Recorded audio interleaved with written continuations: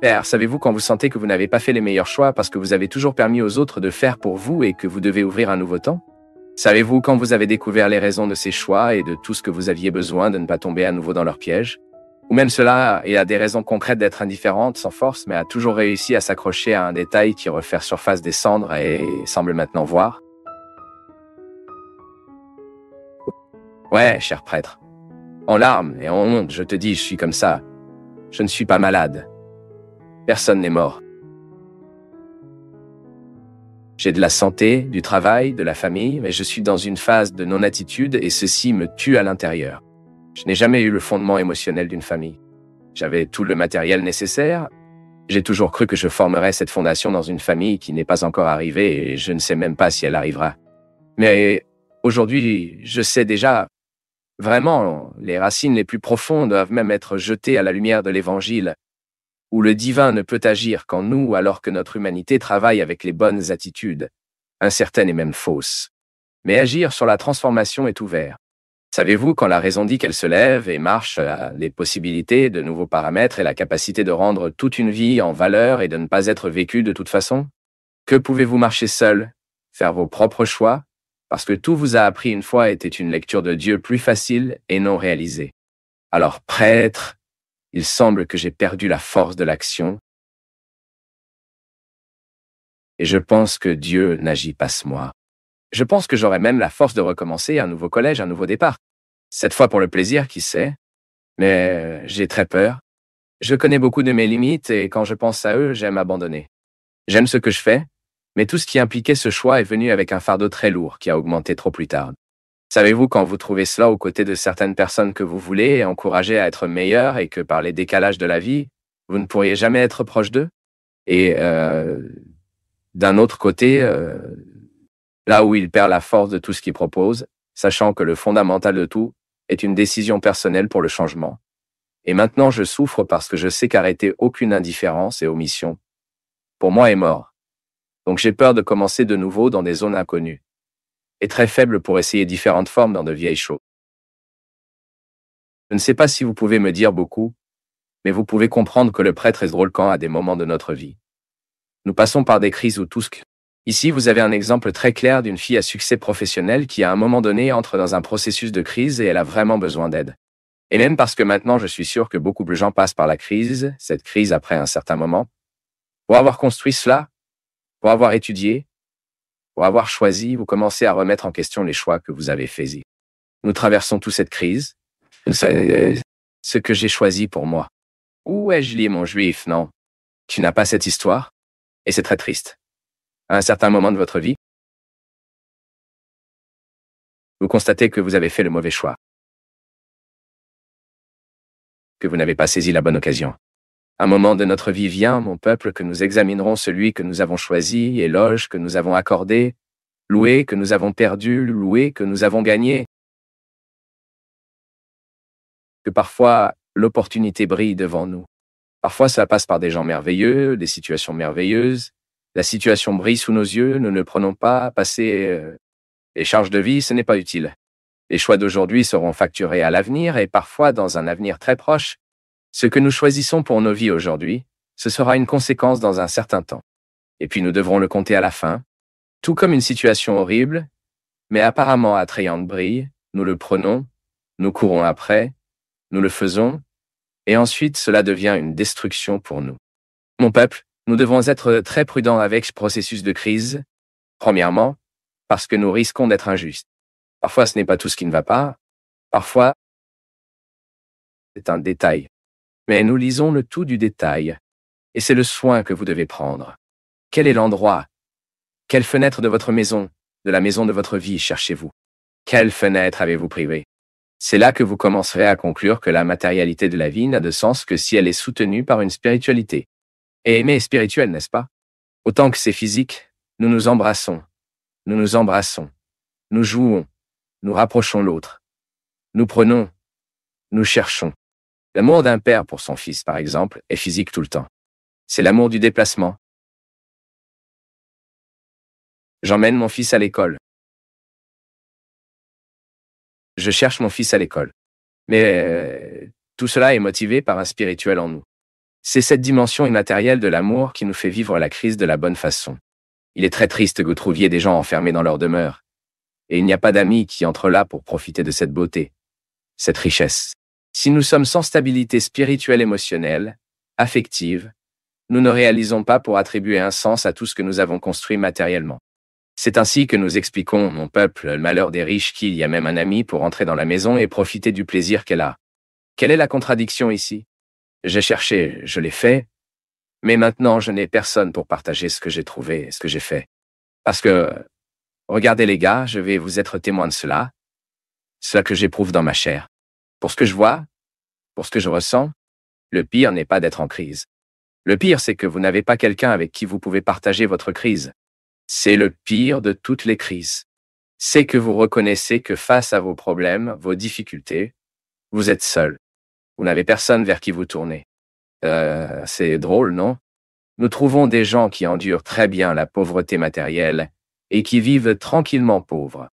Maintenant, si la richesse affective, la richesse spirituelle fait défaut, il ne reste plus rien de nous. Nous pouvons avoir un appareil de réussite, un succès, une reconnaissance autour de nous. Mais si nous n'avons pas quelqu'un pour nous regarder dans les yeux et nous dire « Regardez, félicitations pour le succès », quelqu'un que vous savez que vous vivez vraiment avec ce moment avec vous. La crise est établie et elle devient définitive en nous. La plus grande pauvreté que nous pouvons vivre dans la vie est la suivante. Je regarde mon téléphone, voir 200-300 contacts, mais je ne reconnais pas en 200-300 contacts quelqu'un que je peux appeler pour pleurer, pour dire mes difficultés, et savoir que de l'autre côté, je trouverai quelqu'un avec un mot que cela m'aidera vraiment à vivre la difficulté de la vie.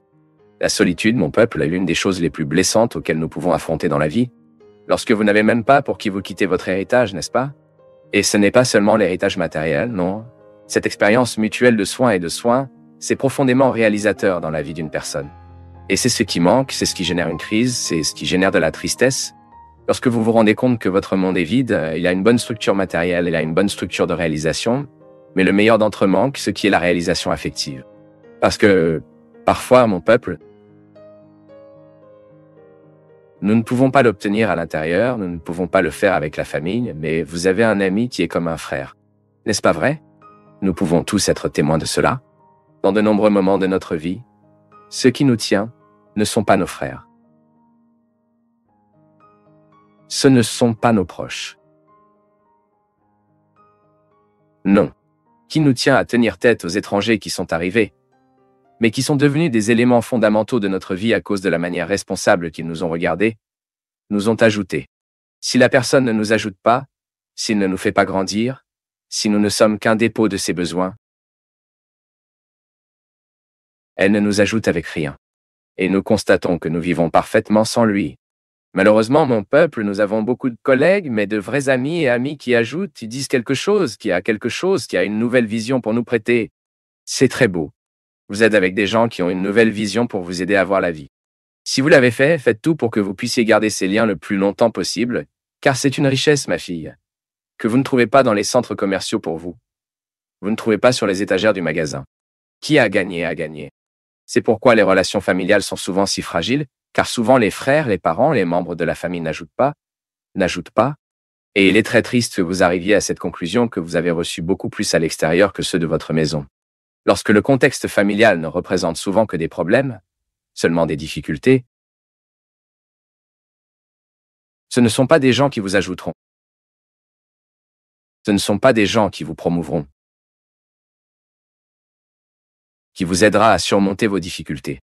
Nous sommes donc fragiles, nous n'aurons pas cette référence. Mais si vous arrivez à la conclusion que vous n'avez pas la référence dans votre maison, il est idéal d'y aller. Mais commencez ensuite à établir des obligations qui peuvent vous représenter cela. Les gens qui vous aideront vraiment à gagner dans la vie, à guérir une partie de cette aridité affective que vous avez, cette aridité spirituelle, des gens qui vous aideront à surmonter ces crises qui seront à vos côtés à leur époque. Il y a des moments où nous plantons, il y a des moments où nous récoltons. Heureusement, ma fille, c'est que vous n'avez que 33 ans et qu'il est encore temps de planter beaucoup de bonnes choses pour inverser cette image de famille. Bien sûr, c'est possible. Vous n'avez pas besoin d'être ami avec tout le monde à l'intérieur, non? Parfois, ce n'est même pas possible. Mais vous devez établir des liens fertiles avec les personnes de votre côté.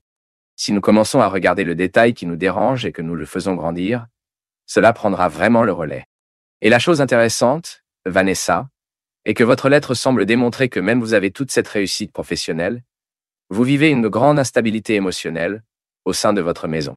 Et cela à plusieurs reprises, les gars, est la cause de nombreuses crises, car il ne sert à rien de l'obtenir, il ne sert à rien de l'avoir, il ne sert à rien d'y arriver.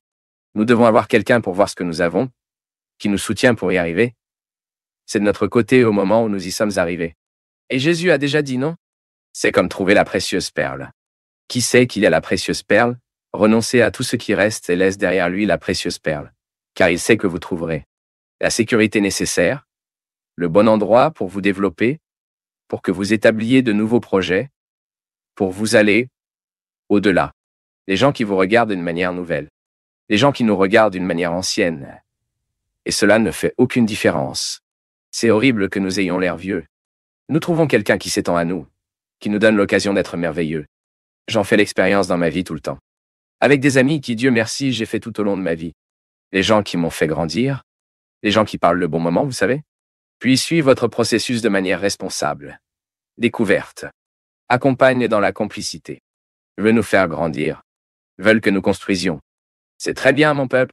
Lorsque vous trouvez des gens qui jouent ce rôle dans votre vie, Vanessa, cette sécurité affective, elle est très nécessaire.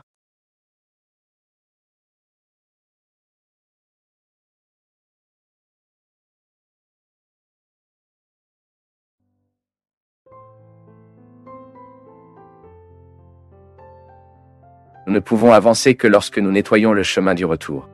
Il ne sert à rien. Notre vie affective, si nous ne faisons pas d'exercice dans l'expérience de la réconciliation quotidienne, nous n'allons pas loin. J'ai déjà dit cela ici, Adélia Prado a un beau poème qu'elle parle. L'expérience religieuse consiste, ce n'est pas un poème, c'est un texte qu'elle a écrit, une déclaration qu'elle a faite, je ne sais pas. L'expérience religieuse se compose depuis la lecture d'un texte sacré, l'observation des fourmis qui travaillent des fourmis, et aussi un regard affectueux sur nous-mêmes. C'est la religion. C'est que vous jetez un regard amoureux. Quel est le look aimant? C'est l'apparence de la réconciliation. Savez-vous pourquoi parfois nous ne nous pardonnons pas? C'est parce que nous ne nous engageons pas dans la deuxième partie du pardon que nous devons donner. Comment vais-je me pardonner si je continue de mal agir? N'oubliez pas que l'exercice du pardon est un contrat. Tout comme je donnais l'exemple au début du programme. Vous devez faire un effort pour changer. Si je me pardonne, je ne fais aucun effort pour mon changement. Je continuerai à patiner et je n'obtiendrai nulle part. Et parfois nous trouvons les gens spéciaux perdant la vie, perdant du temps parce qu'ils couvrent par le passé, c'est comme du bétail, non? Je l'ai trouvé impressionnant quand j'ai découvert que le bétail mangeait. Il le mange toute la journée. Parce que cela appelle runity, non? Je ne savais pas cela. Je l'ai appris quand j'étais adulte, que je n'arrêtais pas de voir cette vache là-bas. Il semblait que ça suçait de la gomme, non? Et j'ai demandé à ma sœur, qui donne de la gomme à la vache à mâcher comme ça, non? Sida vivait dans les champs à ce moment-là. J'ai passé mes vacances à Albertos, un petit champ près de la fourmi.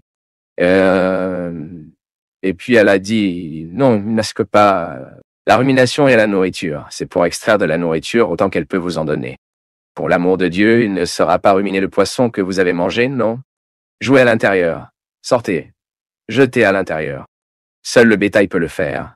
Nous ruminons d'une autre manière. Mais la nourriture qu'il a mangée, il revient et maintient ce processus. Il extrait le maximum de ce que l'herbe peut lui donner. C'est ruminant. Lorsque nous ruminions positivement nos erreurs, nous en extraons autant qu'ils peuvent nous enseigner. Et non, je reste désolé pour l'expression, mangeant mes propres vomissements. C'est malheureux. Lorsque vous continuez à vous nourrir tout le temps de ce qui n'a pas fonctionné, et que vous vous souvenez tout le temps, « Oh mon Dieu, mais je ne l'ai pas fait. Là-bas, mais je ne savais pas. » Pour l'amour de Dieu, il tourne la page. Et continuons. Nous devons le croire tout le temps, mon peuple, sinon notre vie n'est pas pratique. Elle est impossible. Il ne sert à rien d'attendre la perfection. Ça ne viendra pas à nous. Nous ne serons pas parfaits. Le maximum que nous obtiendrons est d'être saints. Et pour être saints, vous réconciliez vos imperfections avec vous-même, et que vous commencez à les travailler pour qu'ils se transforment en vertu. Le bon saint est celui qui a fait de ses péchés une grande vertu. C'est ce que l'Église nous enseigne. C'est ce que l'Église nous suggère. Le christianisme n'est que saint car il nous inspire à bien gérer nos misères. Je ne suis pas esclave de mes misères. Ce n'est pas moi qui appartiens à mes misères. Mes misères m'appartiennent. C'est comme l'exemple que j'ai donné à un ami qui est tellement jaloux de sa voiture. La femme ne peut pas ouvrir la poignée de porte, mais son ongle raye la poignée de porte. Nous ne pouvons pas mettre notre pied un peu suspect, car il peut sembler qu'il est sale et que sa voiture salit à l'intérieur. Puis un jour, j'ai demandé, attendez, est-ce que vous possédez cette voiture ou cette voiture qui vous possède? Qui gouverne? Qui dans cette histoire? Il en va de même pour nos imperfections. Lorsque nous commençons à donner nos imperfections le pouvoir de nous commander, lorsque nous commençons à autoriser nos défauts à être la centralité de nos vies, nous ne pouvons pas centraliser nos effets et en faire le moteur, l'équipement, la pièce de vitesse. Quelle est la partie de l'équipement? C'est celui qui fait fonctionner le moteur. La machine s'étend à partir du fonctionnement de l'équipement. Si je mets mes défauts dans l'équipement principal, je tournerai autour de mes défauts. Et je ne pourrai guère voir en eux un processus de changement. Maintenant, si je mets mon attention dans mes possibilités, je vais mettre tout mon engagement, ma volonté dans mes possibilités. Pourquoi le envie n'arrive-t-il pas? Parce que la vie en vous en regardant l'arrière-cour de l'autre. Il n'est pas en mesure de gérer sa propre vie, mais il laisse l'autre, avec son succès, gérer sa vie. L'envie, en fait, qu'est-ce qu'il est? C'est une personne extrêmement malheureuse. Il ne peut pas vivre sa propre vie parce qu'il veut la vie de l'autre. Il ne peut pas construire sa propre richesse parce qu'il veut la richesse de l'autre. Il ne peut pas développer ses propres talents parce qu'il veut le talent de l'autre. Pour l'amour de Dieu, chaque personne qui réussit est toujours enviée. Ce n'est pas votre privilège, non. Tous ceux qui atteignent une forme de succès dans la vie seront enviés. Maintenant, elle sera détruite alors qu'elle s'arrête pour écouter The Envious. Ce n'est pas vrai? Si nous donnons un répit à l'envie de nous, il nous détruit. Maintenant, si moi, mon ami, et cette vieille histoire, tandis que les chiens aboient, ma voiture passe. Votre voiture doit passer à ce moment. N'arrête pas d'écouter ça, cela n'en vaut pas la peine. Ne mettez pas votre attention sur les mots de ceux qui n'ont aucune considération pour vous. C'est très bien, les gars. Nous obtenons des mots qui nous sont engagés. J'ai des gens qui m'écrivent parfois régulièrement et parfois j'ai commencé à noter qu'il y en a certains qui n'écrivent que pour parler des défauts qu'au cours des 5 derniers, un défaut que je ne veux pas que cela à ma vie, je n'accepterai que la correction fraternelle de ceux qui savent comment dire ce qu'il dit avec amour et ne fait pas votre conduite excessive des corrections. Je n'ai pas besoin de cela. J'ai déjà assez de maturité pour connaître les façons dont je veux me marcher. Maintenant, les amis proches me corrigeront bien. Je ne veux pas donner à quelqu'un qui ait juste connu l'autorité de me corriger tous les jours. Eh bien, ça s'est-il arrêté pour demander quelle option j'ai fait? Pourquoi l'ai-je fait de cette façon? Pourquoi je parlais comme ça? Non. Parfois, la personne vient déjà avec la correction prête parce qu'il pense qu'il a déjà toute la connaissance de sa vérité. Non, merci beaucoup. Et parfois, notre erreur, notre malheur est né de cela. Combien de personnes que vous trouvez malheureuses, mais même malheureuses, je trouve ces gens. Ils sont profondément malheureux parce qu'ils ont commencé à mettre leur oreille sur un mur où ils n'entendent que l'envie. Il n'y a pas une telle histoire que nous mettons le verre pour nous écouter les uns les autres parler de mal de nous? Regardez quel imbécile. Voyez si je veux vraiment entendre l'autre chose à mon sujet maintenant. Je ne suis pas. Je veux entendre des corrections fraternelles, oui. Maintenant, l'autre chose de mal parler de moi. Je me souviens une fois... Waouh! Ensuite, je parlais comme ça, alors nous disions bien parfois des gens qui créent une communauté pour parler de mal de l'autre. Alors, et avez-vous un train comme ça? Moi qui est libre de créer un espace pour que je parle mal de moi. Il s'agit de ce qui parle, et c'est vrai. Parfois, nous mettons le verre sur le mur pour entendre ce que l'ennemi parle de nous. Prudent. Parce que parfois, nous faisons le mauvais choix là-bas. Pourquoi vouloir savoir ce que vous ne construirez pas? Vous souvenez-vous des 3 filtres de Oda Stottles? Qu'est-ce que tu me diras? Est-ce bon? Est vrai? Est-ce utile? Donc, si ce n'est pas bon, si ce n'est pas vrai, si ce n'est pas utile, la même chose. Parfois, nous passons une partie de notre journée à enquêter sur ce que l'autre a dit ou à cesser de parler de moi.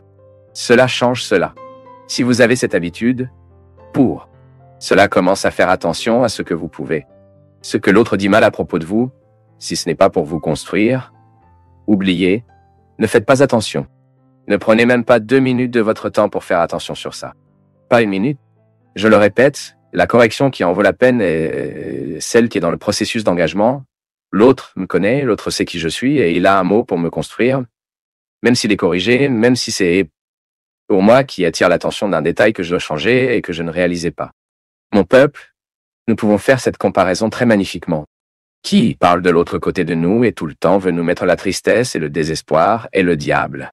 Et le diable utilise les gens pour le faire avec nous. Combien de personnes abandonnent dans la vie précisément parce qu'il a entendu le diable? Mais ce n'est pas le diable excité. C'est le diable qui marche parmi nous. Nous devons donc neutraliser le pouvoir du diable. Nous ne pouvons pas. Si dans votre travail, vous avez une personne qui parle mal de vous, commencez à les neutraliser. Savez-vous comment? Ne pas faire attention à ce qu'elle dit et vous lui donnez un meilleur traitement que vous le pouvez. La pire façon de prendre soin des ennemis est également d'être son ennemi. La pire façon pour vous de cultiver n'a pas de solution. Si vous souhaitez neutraliser la puissance de votre ennemi, traitez bien. C'est la meilleure façon. Si vous gardez la distance dont vous avez besoin parce que vous êtes votre ennemi, c'est bien. Vous avez le droit de dire « cela ne fera pas partie de ma convivialité ». Mais traitez bien chaque fois que vous en avez l'occasion. C'est une façon dont vous devez faire gagner Dieu. Dieu gagne en ce moment. Quand au lieu de nous traiter indifféremment, lorsqu'au lieu de nous traiter de manière agressive, nous changeons la règle. Et parfois nous gagnons les gens de cette façon, mon peuple. De nombreux ennemis sont nourris. C'est parce que nous n'avons pas le courage de les défier. Moi-même, combien de personnes qui prétendaient être mes ennemis et qui, au moment où je traitais comme s'ils étaient mes amis, ils étaient gênés. Parfois, dans notre lieu de travail, nous sommes confrontés à ces choses. La personne nous traite mal, inventant des choses à nous et bavarde. Et le fait, vous livrez votre meilleure partie. Cela peut être différent. Pourquoi lui donner ce que vous êtes le pire? Être de niveau? Être aussi mauvaise qu'elle? Non, il n'en a pas besoin. Dieu doit nous inspirer le processus d'amélioration. Et c'est le salut. Cela prend soin. C'est ce que Dieu m'invite, c'est ce que Dieu vous invite, et que nous ne sommes pas sortis. Alors que je donnais l'exemple de la dengue, combien de fois nous avons créé des orientations de mauvaises choses, en raison de notre négligence, de notre paresse de nous y rendre pour résoudre la situation. De jeter l'eau pourrie. De jeter le mot pourri. Je ne fais pas de je joue ce que tu as vomi en moi. Je joue ce que tu as vomi en moi. Je ne le veux pas. Je ne garderai pas ce mot d'agression, je ne garderai pas votre agressivité, car c'est à vous, c'est le résultat de votre déséquilibre. Je ne veux pas le garder en moi. C'est raison de mon. C'est votre droit. Regardez dans les yeux des gens qui vous agressent et disent cela. Gardez votre agressivité envers vous, si c'est votre pire partie. Résolvez-vous avec elle. Si c'était bon, vous le garderiez. Si vous jouez à l'extérieur, c'est parce que vous n'êtes pas satisfait d'elle. Et je ne suis pas le lieu de votre misère. Je n'ai aucune obligation d'être le dépôt de votre misère. Beaucoup de salut de Dieu cessent de se produire dans nos vies, c'est parce que nous n'avons pas le courage de prendre cette initiative et de dire tout ce que je dis. Parfois aujourd'hui, vous serez inspiré de dire cela à beaucoup de gens, avec amour, avec la fraternité, afin que cela arrête la puissance de tout ce qui est diabolique à mon sujet, à propos de vous.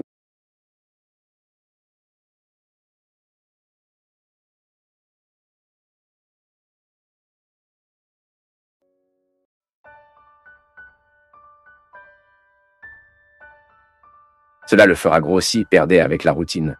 Essayez d'être en conquête, sans rien tenir sur rien, sans crainte de faire des erreurs. 90% des gens ne peuvent plus faire, car ce n'est pas une position que nous faisons plus en. Nous créons des installations. Notre voiture, il est adapté pour vous donner beaucoup de confort, pour que vous puissiez utiliser moins d'efforts. Seul cela a un coût. Nous perdons la flexibilité. Nous sommes rigides. Et malheureusement, lorsque nous sommes raidis, lorsque nos muscles sont raides, nos articulations sont plus susceptibles d'être blessées, pour être blessées, car nous n'avons plus la flexibilité du mouvement. Les muscles, ils doivent être forts et flexibles. Il y a des gens qui n'ont que les muscles forts. La flexibilité. Il y a des gens qui ont une bonne flexibilité, mais il a beaucoup de tissu adipeux. Je ne parle pas d'esthétique, voilà les gars. Non. Vous avez le droit d'être comme vous le souhaitez, et d'être à l'aise avec vous, comme vous comprenez bien. Mais mettez une certaine flexibilité dans votre corps, et vous verrez comment il vous remercie avec moins de douleur. La plupart d'entre nous ont des douleurs au bas du dos. Vous ne pouvez pas s'accroupir que vous avez tout ordonné, tout. Essayez d'obtenir quelque chose et de dire « Oh, j'ai verrouillé. Richard plus jamais. » Parce que le potentiel du corps, il existe, est caché. C'est pourquoi il est bon que vous ayez une activité physique qui exerce, qui stimule la force musculaire et la flexibilité. L'esprit, la même chose. Je peux avoir un esprit calme, serein. Son potentiel est le suivant. Vous n'êtes pas né en détresse. Vous n'êtes pas né en conflit mentalement. Si tous vos besoins étaient satisfaits au bon moment, vous y resterez correctement dans la respiration de Mercino. Il arrive un moment où notre anxiété est si grande qu'elle change dans notre souffle. Il est impressionnant de voir comment même notre corps subit les conséquences d'un esprit désordonné. Plus la respiration profonde, celle qui a pris depuis de la base de votre abdomen, qui monte, se levant, grimpant à votre tête, c'est le souffle qui a un énorme pouvoir pour tout oxygéner, y compris les pensées. Le potentiel de l'esprit est à l'intérieur, mais il est endormi. Merci pour l'opportunité d'entrer dans votre maison, d'entrer dans votre vie, de vous parler, de parler à votre famille. Nous croyons que le lieu de conversion est notre cœur. Peut-être que depuis l'enfance, nous l'avons entendu. Que notre cœur doit être transformé, n'est-ce pas? Que notre cœur doit être renouvelé, converti. Même si tout ce que nous savons, tout ce qui se passe dans notre vie est commandé par le cerveau, le cœur a toujours eu un langage symbolique très fort pour être le centre de tout ce que nous sommes. Si vous voulez parler en profondeur de vous-même, vous utilisez votre cœur. Le cœur est un endroit où Dieu n'a pas besoin d'avoir un obstacle pour nous parler clairement. Pourquoi mettons-nous ces obstacles? Notre péché souvent, cela nous donne des obstacles en nous qui créeront alors une inimitié entre ce qui est bon pour nous-mêmes. C'est impressionnant. Comme nous trouvons parfois des gens qui sont ennemis d'eux-mêmes, parce que c'est possible. Ne filtrez pas les voix qui parlent à votre cœur. Nous utilisons beaucoup cette expression, non? Ce texte a parlé à mon cœur. Ce livre a parlé à mon cœur. Cette image a parlé à mon cœur. C'est ça. Elle avait un pouvoir affectif sur moi. Elle avait une autorité sur moi. Lorsque vous utilisez l'expression que l'autre a blessé votre cœur, ou lorsque vous voulez mettre en évidence la valeur de l'autre dans votre vie, vous dites qu'il vit dans votre cœur. Oui, le cœur est un territoire d'une grande valeur symbolique dans nos vies. C'est pourquoi nous disons toujours que l'entrée de Dieu dans nos vies est à travers le cœur, le centre. Pour tout ce que nous sommes. Dieu n'entre pas dans les portes secondaires, il préfère l'entrée principale, et notre cœur. Soyez très prudents, le mot fait mal. Et si elle vient d'une personne que nous aimons, elle fait encore plus mal. Pourquoi? Car le cœur est un territoire où nous mettons ceux qui nous ont autorité. Par conséquent, le cœur est bien plus que ce que nous pensons. Le cœur est le territoire peuplé. La ville où beaucoup de gens habitent en nous. Et comme chaque ville a ses manèges, nous devons mettre ces manèges au bon endroit. Parce que votre cœur est un territoire sacré. Votre cœur est un territoire qui mérite toute révérence. Votre cœur est un territoire qui mérite toute vigilance. Jésus a déjà attiré l'attention que nous devions regarder et prier. Prier comme une attitude qui nous met en consonance quotidienne avec le Seigneur. Et la surveillance, l'observance afin que nous ne perdons pas la capacité d'identifier qui sont les amis de nos cœurs, qui sont les gens qui collaborent en fait afin que nous puissions rendre notre cœur de plus en plus pur, afin que Dieu ait l'occasion de parler en lui et à travers lui en moi. Parfois, nous nous contrarions avec quelque chose que l'autre nous dit, et cet ennui prendra tout comme l'autre est important pour nous. Avez-vous observé cela? Que parfois vous avez subi une blessure là-bas, un mot qui vous a été difficile de digérer, une calomnie que quelqu'un vous a fait. Le temps l'efface. Dans un instant, l'autre vient vous demander pardon. Vous ne vous souvenez même pas pourquoi elle est restée, ou que vous étiez bouleversé avec elle. Parce que, en fait, le lien n'était pas si étroit. Maintenant, si c'est quelqu'un que nous aimons du cœur, si c'est quelqu'un qui a une autorité affective sur nous, cette blessure peut nous blesser très profondément et peut nous.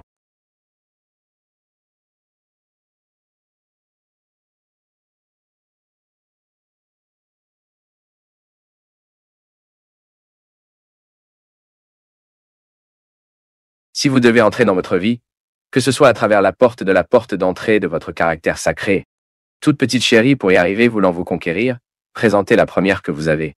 Dites-lui que vous êtes une personne libre dans le processus de construction. Parce que le Dieu de la liberté a déjà conquis en nous, pour nous, sur la croix de Jésus, c'est une graine qui doit s'épanouir. Je suis déjà libre, mais je ne suis pas encore. C'est pour devenir, c'est le processus de devenir.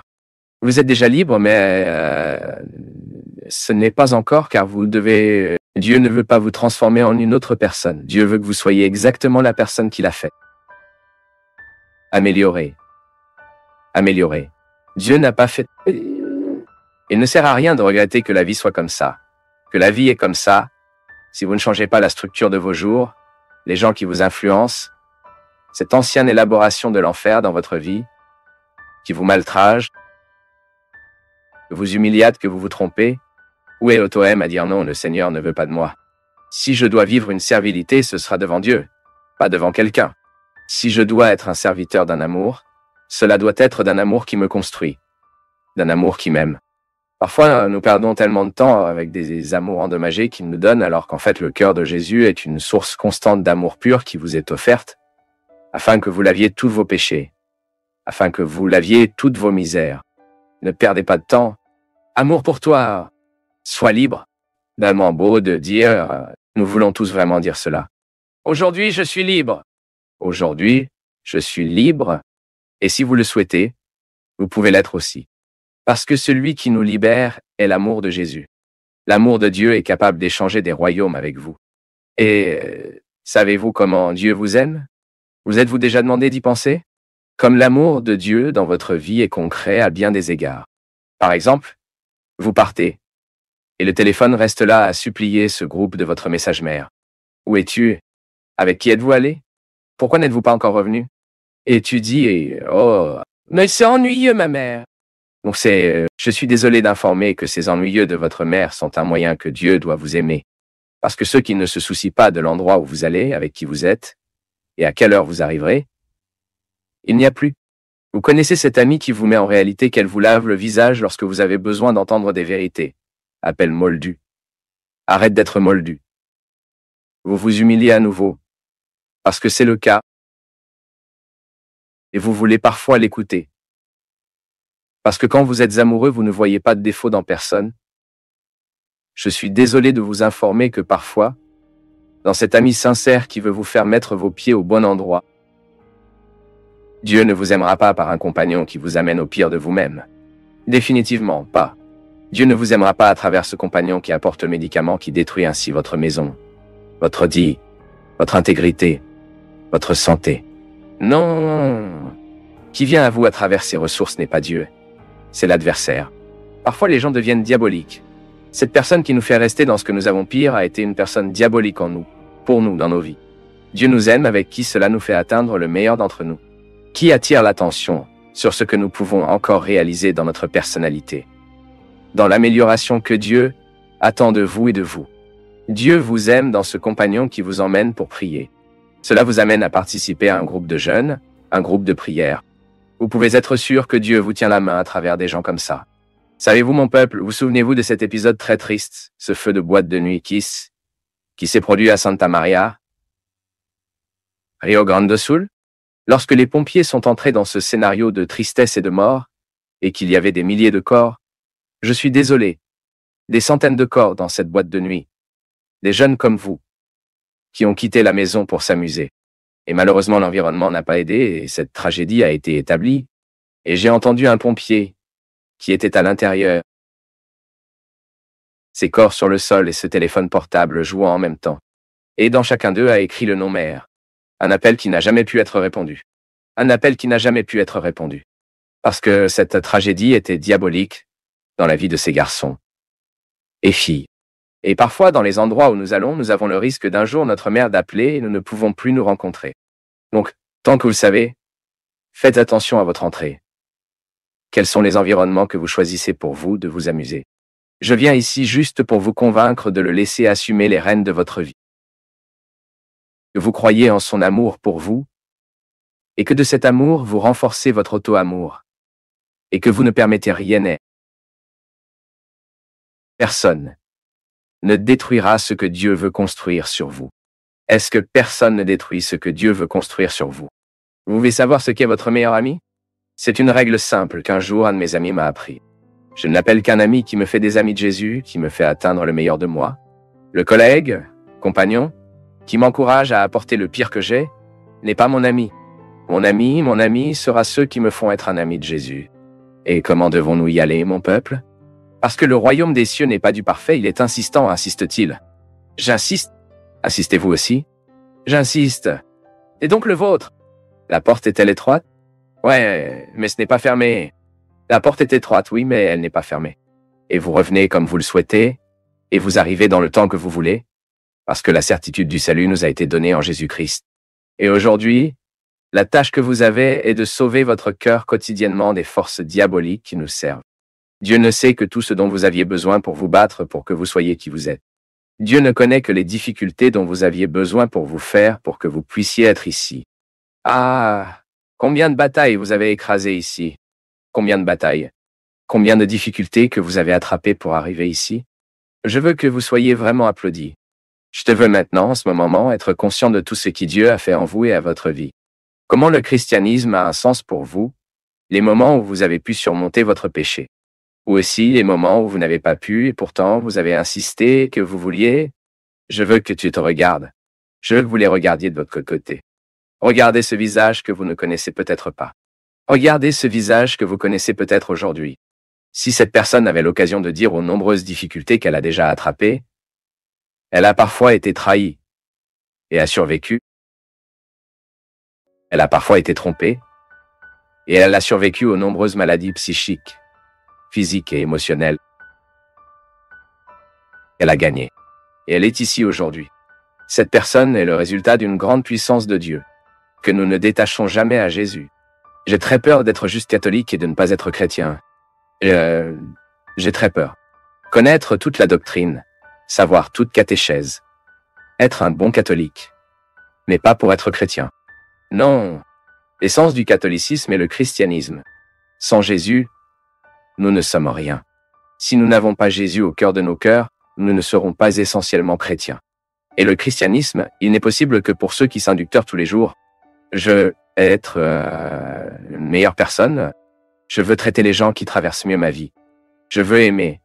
Je ne veux pas être une personne si jointe à des biens matériels. Je veux savoir partager ce que j'ai, mais surtout qui je suis. Et tous ceux qui ont besoin de nous, un câlin, des conseillers, ne vous heurtez pas à notre moralité qui fait parfois peur à l'autre. Étreignons d'abord. Aimons. Ensuite, nous convainquons le reste. Si nous ne l'aimons pas en premier, nous perdons l'autorité. Tout comme je dois être aimé quotidiennement par Dieu, je trouve mes frères qui ont besoin de vivre la même expérience. Et c'est ainsi que nous avons raison. La porter ici entre nous.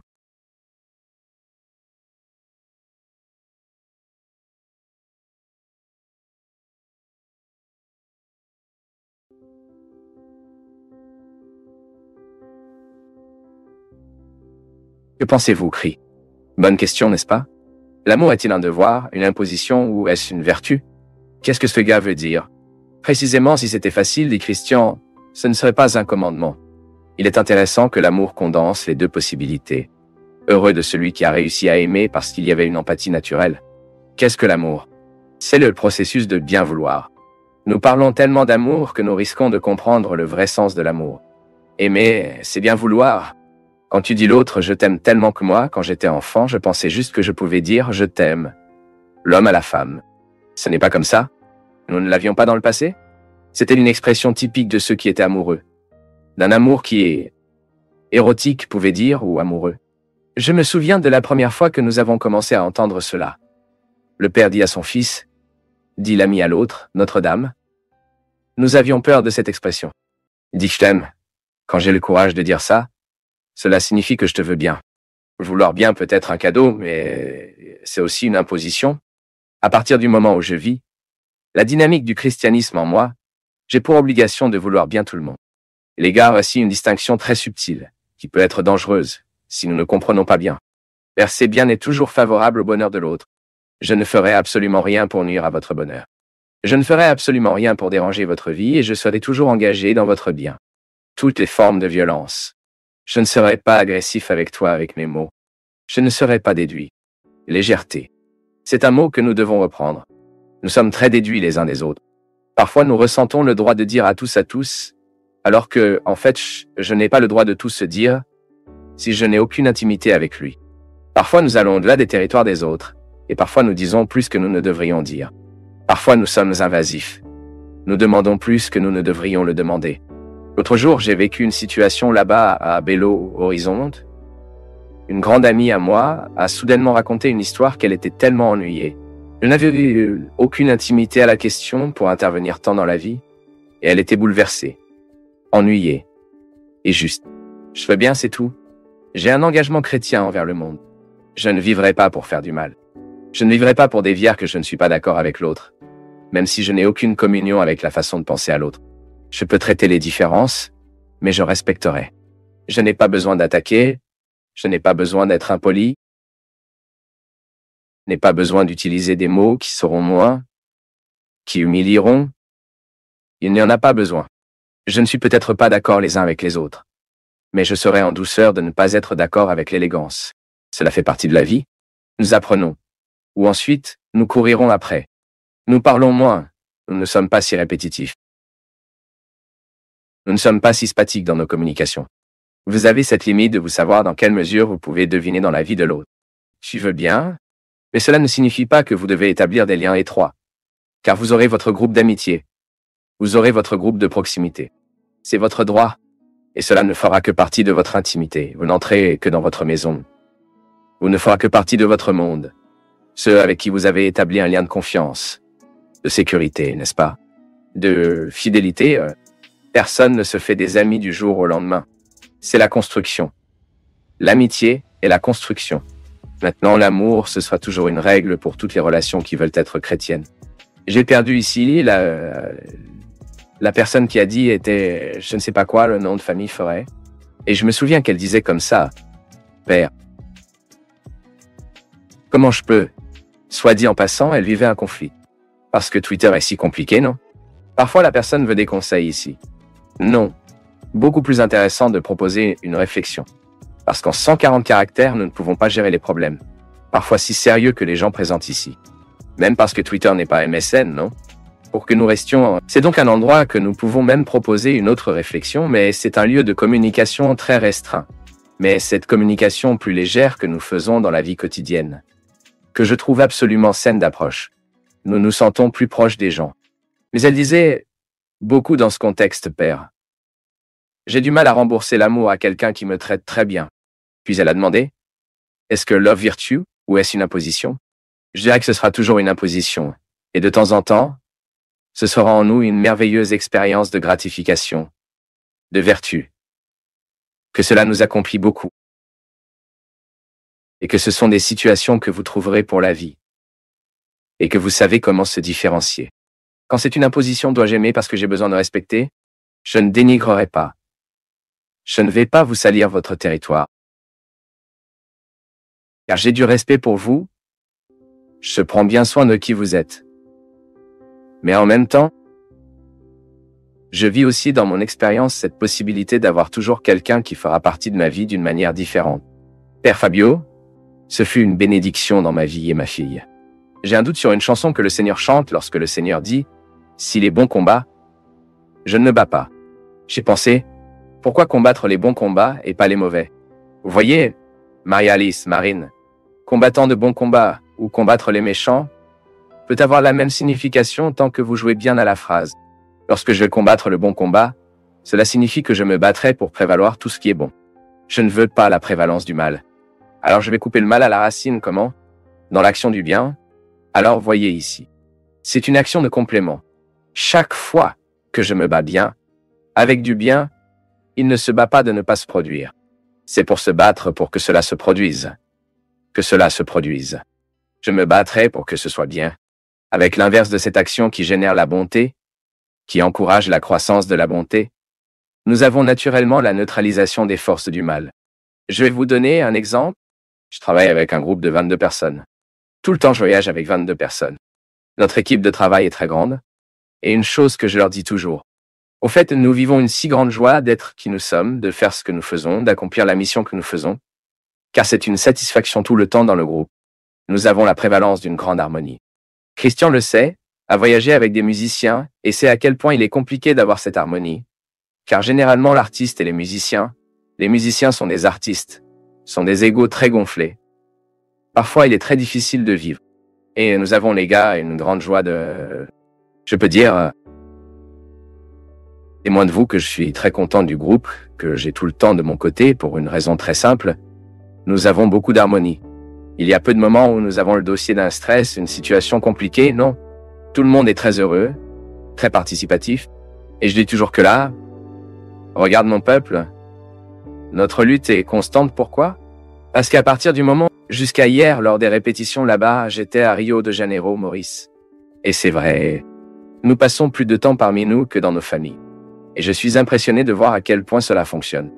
Il aurait tout pour mal tourner. Nous voyons, vous savez à quel point la coexistence dans la vie quotidienne, cela crée des bords. Et puis je dis, mon peuple, notre harmonie ne sera pas brisée si chaque jour nous renouvelons notre engagement envers la gentillesse. Si tous les jours ce genre renouvelle notre engagement, regardez. Nous ne voulons pas grandir entre nous ce qui est mauvais. Donc, s'il y avait des ragots, un commentaire malveillant de quelqu'un qui parle mal les uns des autres, nous ne le permettons pas. Il doit être coupé à la racine.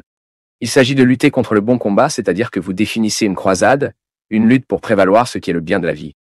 Et lorsque vous faites le travail, lorsque vous faites ce bon métier, car le bien est un métier, si vous y allez et que vous prévaliez du bien, vous empêchez automatiquement la prévalence du mal. C'est le combat de tous les jours, et ce n'est pas seulement un privilège, et non une tâche que je dois vivre. Tout le monde allez. Découvrez où est votre groupe. Quelles sont les difficultés que vous avez en tant que groupe? Et vous saurez très bien où vous devez travailler ce bon combat. C'est une question de survie pour nous, mon peuple. Avez-vous déjà imaginé? Vous travaillez dans un environnement où vous avez 5-6 personnes là-bas. Si le mal commence à prévaloir, la vie est insupportable. Nous voyons la narration de tant d'histoires violentes. Allumez la télévision et vous verrez. C'est le rapport tous les jours de crimes odieux qui se produisent parmi nous. Une vague de violence qui grandit. Pourquoi? Est-ce la prévalence du mal? Ouais, le mal en quelque sorte est très grand parmi nous. Pourquoi? Parce qu'il trouve des fans, il trouve des gens qui, ne se battant pas pour que le bien l'emporte, finissent par donner un espace pour le mal. Parce que c'est un problème très grave. Que parfois nous pensons que le mal est seulement qui le fait. Non. Le mal est aussi qui est silencieux avec le bien. Si je peux faire du bien et que je ne le fais pas, si je m'installe, alors je permets le mal à l'emporter. C'est compliqué, vous savez pourquoi? Parce que parfois nous le pouvons, nous risquons d'avoir une conscience endormie, non? Vous pensez, oh, je ne blesse personne, mais cela ne favorise pas non plus le bien. Vous voyez, c'est une situation extrêmement dangereuse. C'est pourquoi, revient au début du programme, lorsque nous faisons ce pacte avec Jésus, nous faisons également un pacte avec la société, un déroulement. Parce qu'à partir du moment où j'ai en Jésus une référence pour que je sois meilleur, la société où je vis bénéficiera de ma façon d'être. Si je ne suis pas un homme de potin, si je ne suis pas un homme qui s'efforce, si je suis un homme qui ne veut nuire à personne, si j'essaie d'être correct dans mes affaires, si j'essaie d'être correct avec les gens je vis avec, je profite au monde avec ma gentillesse. Et bien sûr, j'empêche le mal de grandir en moi. Disons maintenant que vous ne faites pas de mal, mais cela ne fait pas non plus bien. Tu es un territoire neutre, et le territoire neutre est toujours dangereux. Je pense que j'ai toujours pensé, parce que j'aime vraiment lire bien. Pour moi, la lecture est un moyen très efficace de transformer ma façon d'être. Je fournis mes paradigmes, non? Ma façon de penser et de lire. Pourquoi est-ce que je suis intrigué par la lecture? Pourquoi? Quand j'occupe ma tête avec une bonne lecture, donc ça va, je suis ici, je sais que ce livre est bon et je suis sûr que ce livre interfère avec moi. Que dois-je faire? J'occupe mon esprit avec cette bonne lecture.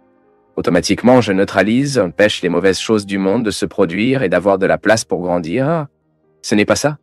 Combattez le bon combat, avec de bonnes habitudes. J'y vais pour commencer à avoir un style de vie légèrement meilleur. Pourquoi? Parce que je mérite. Tout d'abord, au début, je pense que je mérite cette bonne lecture et par conséquent, parce que je fais une bonne lecture et que j'ai ma vie transformée, je commence à les transformer à côté de moi. Combattez le bon combat, combattez pour le bien. Empêchez le mal et transforme toujours l'espace que nous vivons.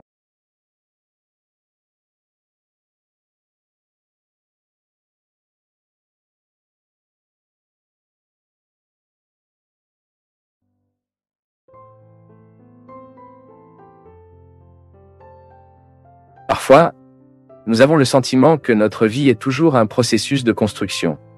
Et non. Parfois, nous pensons que nous ne faisons que l'ajout. Il y a aussi des soustractions dans les pertes que j'ai rencontrées pour que je sois qui je suis. Je le crois vraiment. Je continue de penser à vous aussi, que quotidiennement fait face à des pertes avec une tentation de penser que ces pertes ne sont que négatives, qu'elles ne condensent pas les possibilités. Oui, combien de fois dans ma vie je pouvais parce que j'ai perdu. Et au moment où nous perdons, nous n'avons pas la clarté que ça peut être un gain. Il est intéressant de penser que Gethsemane est l'endroit où vous retirez le meilleur des fruits.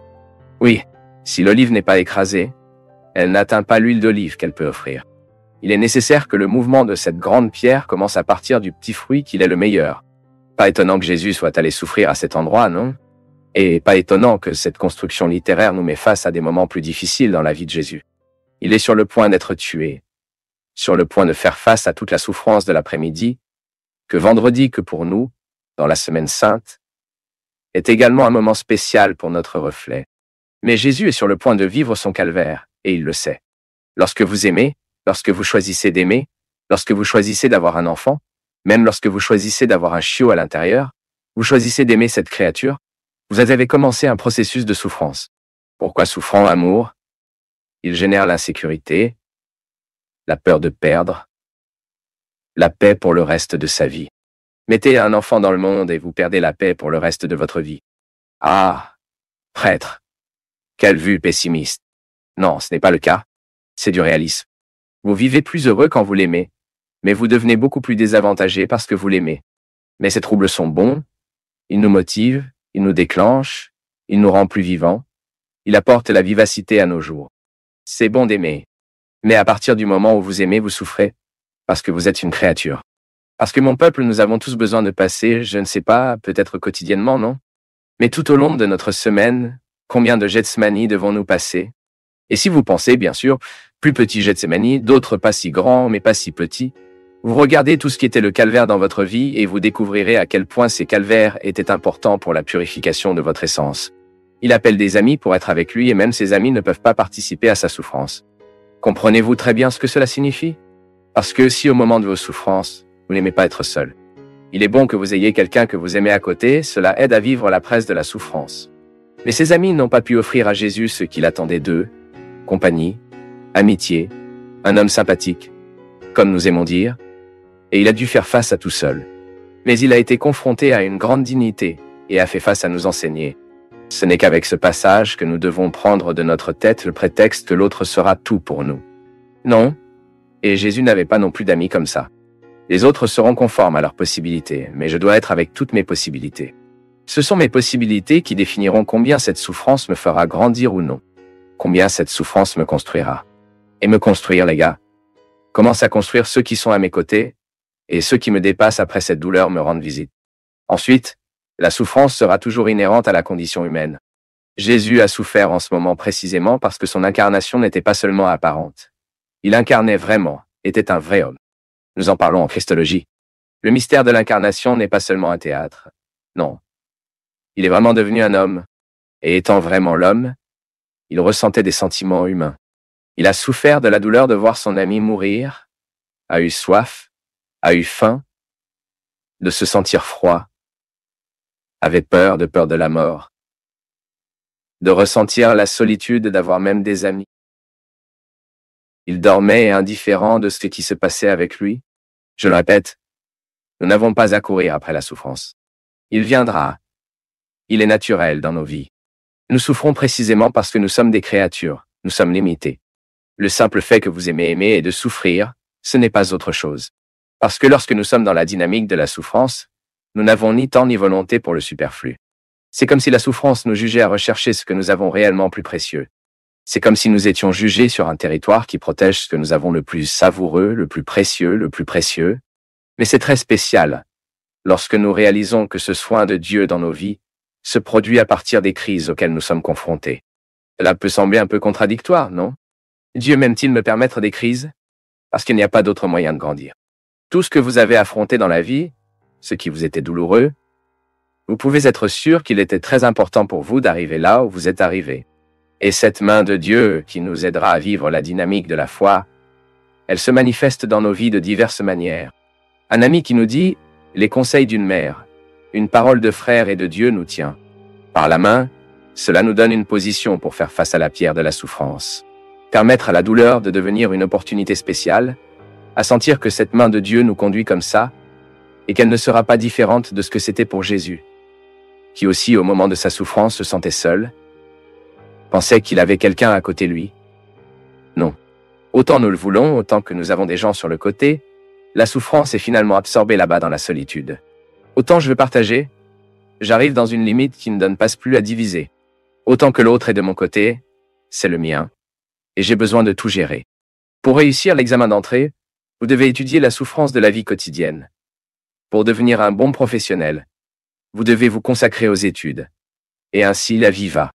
Ensuite, Pour que vous puissiez encore améliorer votre vie professionnelle, vous devrez faire beaucoup de cours, beaucoup de spécialisations.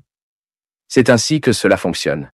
Il est donc impossible de supprimer la croissance du partenariat avec la souffrance. Ce n'est pas que nous sommes masochistes, non. Il suffit de faire face à des problèmes quotidiens, et vous aurez beaucoup de raisons. Des raisons de croire au pouvoir de guérison que la souffrance a dans notre histoire. Je sais que ce n'est pas facile. Si nous le pouvions, nous sautions. Tout comme lorsque nous étions enfants, que vous avez ces jeux où vous avez la possibilité de sauter une phase. Ah, je vais sauter. J'ai le droit de sauter une phase. Je vais sauter. Dans la vie, ce n'est pas le cas. Non, vous ne pouvez pas ignorer la phase. Ce dont nous avons besoin, c'est de vivre une partie de la part, de gérer ces difficultés et de réaliser le pouvoir de guérison qu'ils ont en nous, car cela nous fait également garder la vivacité sur le chemin. Quand j'identifie cette difficulté que je suis confronté, que je traverse, elle a un pouvoir de transformation dans ma vie. Je continue de me regarder, non? Combien d'étapes de ma vie qui étaient lourdes, difficiles, qu'à l'époque je passais, je voulais presque fuir ça. Si je regarde l'histoire que j'ai vécue à ce jour, les pertes étaient fondamentales pour moi d'avoir le courage que j'ai, les convictions qui me façonnent aujourd'hui. Si j'avais perdu moins, peut-être que je n'avais pas autant atteint. Quand je parle pour atteindre, je ne fais pas référence à une vanité de devenir qui je pourrais devenir. Tant de pertes étaient nécessaires pour que je puisse être l'homme que je suis. Parfois, nous ne pouvons pas avoir une bonne vision de la vie, c'est parce que nous nous concentrons uniquement sur ce qui se passe. En regardant tout ce que je devais faire face, par exemple la mort de ma sœur, qui a été une période très difficile pour nous tous à la maison, était particulièrement une lourde jettement dans ma vie, dans mon histoire. Vous vivrez toujours la dynamique de cet enterrement. Les gens ne partent pas tout de suite. Vous vous habituez à cette absence. C'est une terre de terre, par jour. Il n'est pas enterré tout de suite. Celui qui passe par cela le sait. Vous n'avez pas à dire grand-chose, non.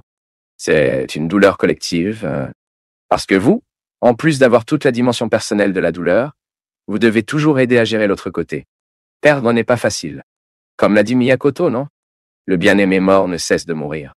Mais quand vous ouvrez la gamme pour voir les événements, tout ce qui vous entoure en ce moment, votre vision s'améliore.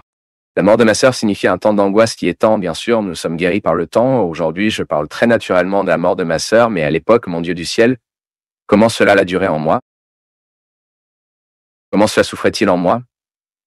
Mais en même temps, quand vous regardez tout cela un peu plus tard, vous trouverez que les événements, aussi douloureux qu'ils soient, ils apportent une grande charge d'enseignement, d'apprentissage. Bien sûr, nous ne voulons à personne. Bien sûr, il est beaucoup mieux pour nous de grandir, même sans ces cruelles dettes semaines. Bien sûr, nous ne voulons pas la mort de nos enfants afin que nous puissions grandir, non. Mais le fait est que lorsque la souffrance frappe à notre porte, ce que nous devons faire le plus, c'est de regarder cette souffrance de près, de ne pas le détourner et de faire attention à ce qu'il a l'intention de nous dire, afin qu'il ne soit pas en vain, pour que nos pertes ne soient pas vaines, de sorte que nos souffrances ne sont pas vaines, de sorte que nos difficultés ne sont pas vaines. C'est une question de maturité, mon peuple.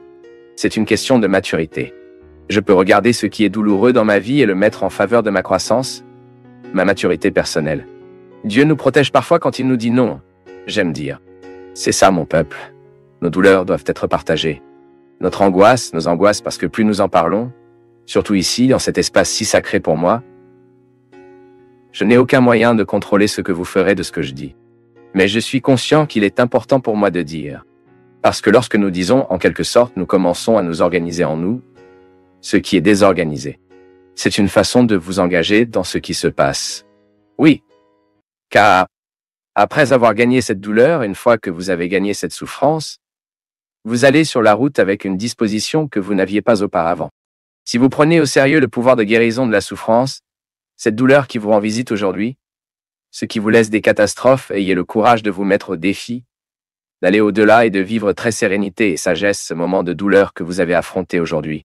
C'est sa main qui vous soutient, tout comme vous avez soutenu votre enfant. Il n'y a pas de différence. Comme Dieu a offert à Jésus, il nous offre également le courage d'aller de l'avant, de gravir la salade de la douleur, d'atteindre le calvaire et après la mort, cette résurrection. Et je ne parle pas d'une mort corporelle, non. Je parle de la mort que toutes les souffrances nous provoquent. C'est alors que, par exemple, vous êtes déçu d'une personne, meurt naturellement quelque chose à l'intérieur de toi. Mais cette déception ne peut pas vous embrasser.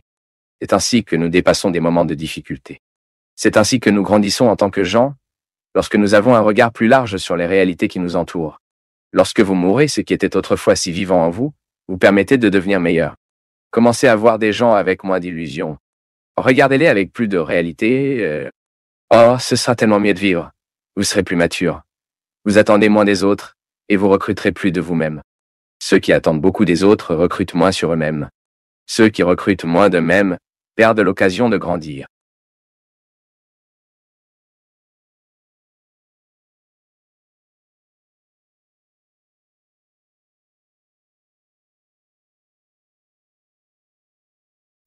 Je tiens à te féliciter.